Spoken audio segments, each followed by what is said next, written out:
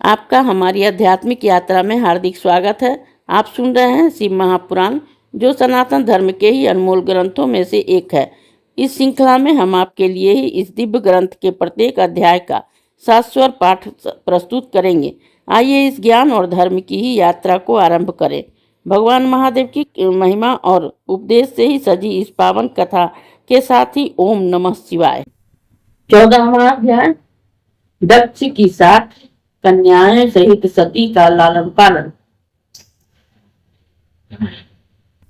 ब्रह्मा जी बोले, हे मुने, तब इस समाचार को सुनकर ही मैं शीघ्र ही अपने पुत्र दक्ष के पास गया। उन्हें समझा बुझाकर उनका शोक और तुम्हारे प्रति किया और तुमसे मित्रता स्थापित कराई। फिर तुम्हें साथ लेकर अपने लोक में आया। पश्चात दक्ष ने अपनी स्त्री के गर्भ से सुंदर 60 कन्याएं उत्पन्न की।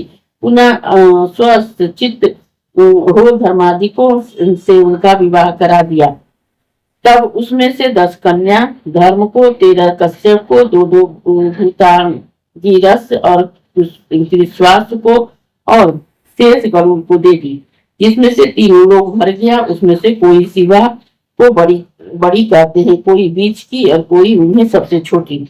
परंतु कल्पभेद से तीनों प्रकार के सत्य हैं। कन्याओं की उत्पत्ति के समय ही दक्ष ने अपनी स्त्री के साथ ही जगदम्बिका शिवा का मन में जो ध्यान कर उसकी स्तुति की थी, अनेकों क्रीड़ा करने वाली परमेश्वरी सबको मोहित कर अपने पिता के इस प्रकार बोली थी, जिसमें उनके माता मोहित कर अपने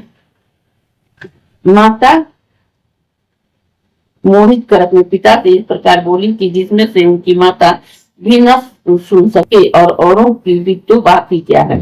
देवी ने कहा कि हे प्रजापति, तुमने कन्या के लिए ही पहले जो मेरी आराधना की है उसके अनुसार ही तुम्हारा अभीष्ट सिद्ध होगा।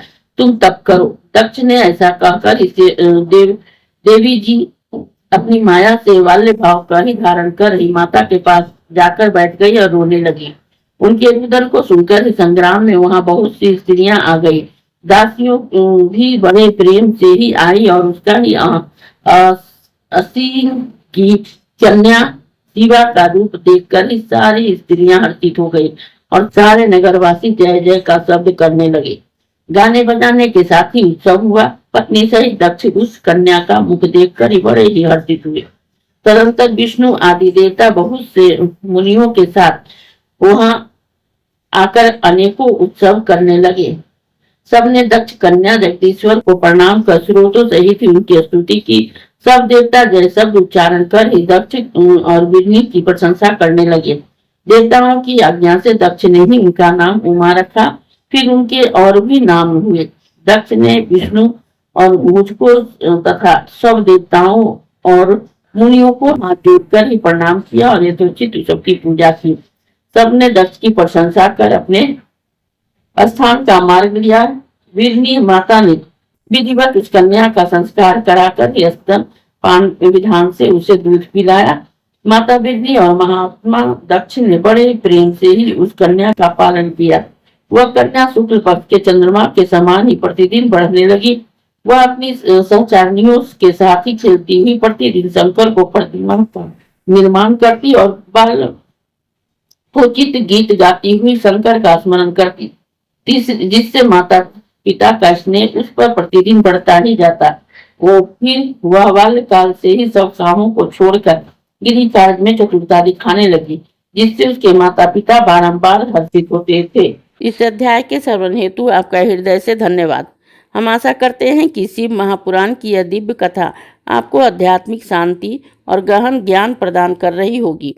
कृपया अगले अध्याय के लिए हमारे साथ जुड़े रहें और अपने सुझाव एवं भावनाएं कमेंट के माध्यम से अवश्य साझा करें।